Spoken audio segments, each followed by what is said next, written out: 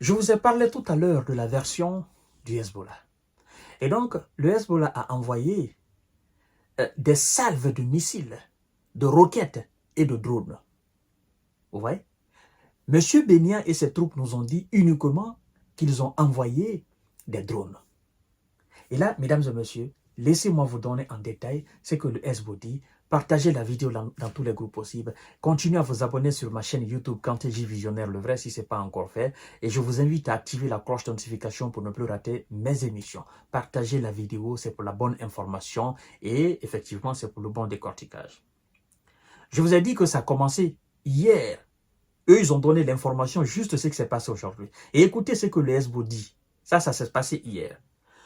Le Hezbollah dit avoir envoyé des drones explosifs sur une base militaire israélienne. Ils n'ont pas mentionné cela. Écoutez bien.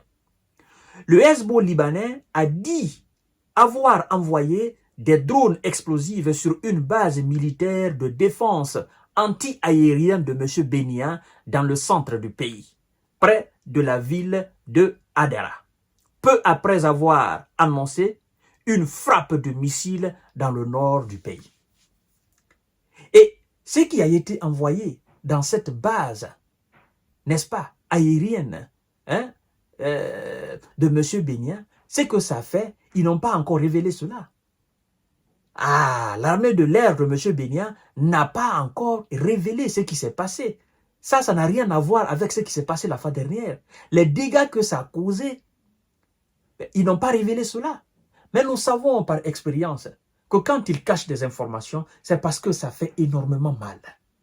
Ils ont dit qu'ils vont passer à la vitesse supérieure. Et c'est cette vitesse supérieure qu'ils ont enchaînée. C'est-à-dire, nous sommes à la 5e vitesse. Ils avaient déjà engagé la 4e. La voiture, un peu seulement, paf, ils ont mis la 5e vitesse. Et nous sommes à la 5e vitesse là.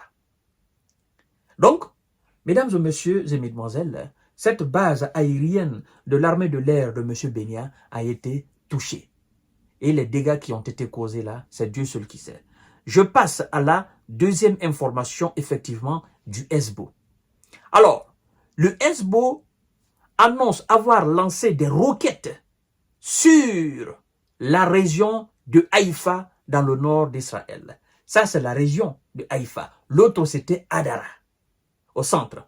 Maintenant, il dit, je cite, dans un communiqué, la formation libanaise a précisé avoir lancé une grande salve de roquettes sur une zone située au nord de Haïfa. Selon l'armée israélienne, le nord d'Israël a été ciblé d'un barrage de projectiles lancés depuis le Liban samedi matin. Et les sirènes d'alerte ont été activées dans plusieurs villes. Les sirènes ont été activées dans plusieurs villes. Et donc, cette salve qui a été envoyée, qu'est-ce que ça fait? En fait, quand vous donnez l'information, ayez, comme je dis tout à l'heure, ayez le courage de dire ce que ça fait. C'est pas seulement nous dire, oh non, ils ont envoyé. Mais, vous les avez interceptés ou bien ils ont touché leur cible. Et s'ils ont touché leur cible, qu'est-ce que ça fait? Il y a combien de maisons qui ont été mises à sac? Combien d'individus ont été envoyés au repos éternel ou ont été blessés? C'est ça. Qu'est-ce que les secouristes ont fait? C'est ce qu'on appelle l'information. Ne nous donnez pas l'information globale comme quoi ils ont envoyé. Bien sûr, lorsque je vous envoie une voiture, j'envoie une voiture pour une mission. Lorsque je vous envoie, par exemple, une troupe de personnes, je les envoie pour une mission. Lorsque je vous envoie des projectiles, je les envoie pour une mission. Et soit vous nous dites, les projectiles ont été neutralisés, ou bien les projectiles ont touché des cibles. Maintenant, quand ils ont touché les cibles, il y a eu combien de maisons qui ont été rasées? D'accord? Combien de personnes ont été dans cette maison, dans cette résidence ou dans ce bureau pendant que les projectiles les touchaient? Qu'est-ce que ça fait? En fait, ce sont ces détails-là qui font aussi de l'information, qui donnent de la crédibilité à ce que vous donnez comme information. Mais vous ne dites pas cela. Vous reconnaissez seulement. Le Hezbollah envoie. Et le Hezbollah sait quand il faut envoyer. Parce que, au même titre que M. Bénia, qui a un service de renseignement qui est censé être puissant qu'on appelle Mossad, le Hezbollah aussi a un service de renseignement qui est sur le territoire de M. Bénia. Il y a des informateurs qui donne précisément les informations sur les cibles qui doivent être ciblées et détruites. Quand on doit les toucher, à quel moment, à quelle heure. Parce qu'on ne veut pas les toucher seulement parce qu'il faut les toucher. On les touche parce qu'on veut que ça fasse le plus de dégâts. Et donc, le moment est choisi quand les soldats sont là ou quand telle personne est là et avant de faire les frappes. Et quand les frappes sont exécutées, ben, évidemment que les cibles sont touchées. Et vous autres qui cachez les informations, dites que vous avez fait. Hein? On a perdu ça, on a perdu ça, on a perdu ça. C'est la même chose qu'ils font sur le terrain de bataille.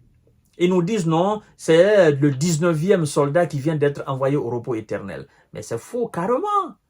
Vous ne pouvez pas engager plus de 10 000 personnes sur le terrain et puis vous demandez les renforts et puis vous nous dites que depuis le début de l'offensive, le mois de septembre jusque-là, vous n'avez perdu que 19 personnes sur le terrain.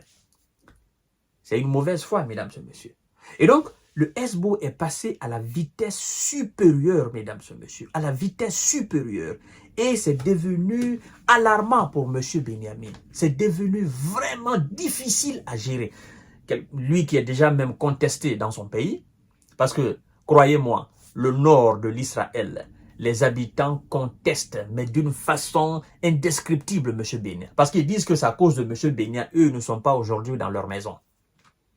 Et au nord, au centre du pays, au sud du pays, les inquiétudes commencent à monter. Parce que aujourd'hui, les gens se disent, ah, si par le passé, on était en paix, ces gens n'avaient pas les moyens, ils n'avaient pas la capacité de nous atteindre de là où ils sont. Aujourd'hui, ils peuvent atteindre n'importe quel village, n'importe quelle ville. Donc, plus personne n'est en sécurité chez nous. Et effectivement, le but du SBO est d'intensifier les actions aériennes sur les différentes villes et les différents villages de M. Benyamin afin que sa propre population continue de le contester, le désapprouver. Parce que plus ça va toucher, les bombardements du SBO vont toucher les villages et les villes de M. Benyamin, plus ça va commencer à grogner. Et plus la tendance va changer, parce qu'aujourd'hui, la peur a changé de camp. Au lieu que le SBO ait peur ou le Hamas ait peur, aujourd'hui, c'est la population de M. Benyamin qui commence à avoir peur de plus en plus, qui commence à être inquiétée de plus en plus. Écoutez, aujourd'hui, moi, je suis un citoyen de M. Benyamin, j'apprends que la résidence de M. Benyamin est touchée, ben, je deviens de plus en plus inquiet. Je me dis, ah, donc, sa résidence, si lui, sa résidence est touchée, moi, le citoyen lambda, ma maison alors est exposée aux rayons du soleil, du SBO. Eh bien, il faut arrêter. Parce que là, maintenant, c'est fini. C'est lui qui est censé être l'homme le plus protégé de notre pays. C'est sa maison, sa résidence qui est censée être la résidence, c'est-à-dire le bâtiment, l'immeuble, la plus protégée de ce pays-là. Mais si le SBO a touché cela, c'est que nous autres, on est exposés aux rayons du soleil, du SBO. Ça veut dire qu'on n'est plus protégé. Ça veut dire qu'on ne doit plus faire confiance aux dômes de fer. Ça veut dire que c'est fini pour nous. Et c'est ce qu'on est en train d'assister. Et c'est la raison pour laquelle le SBO dit, nous allons dorénavant intensifier nos actions aériennes, nos actions militaires. Comme ça, il va sentir ce que c'est que réellement inquiéter ou ce que c'est que faire du mal aux populations d'autrui. Mesdames et messieurs, je vous donne rendez-vous tout à l'heure pour notre série d'informations décortiquage. Ça va très mal pour M. Benyamin.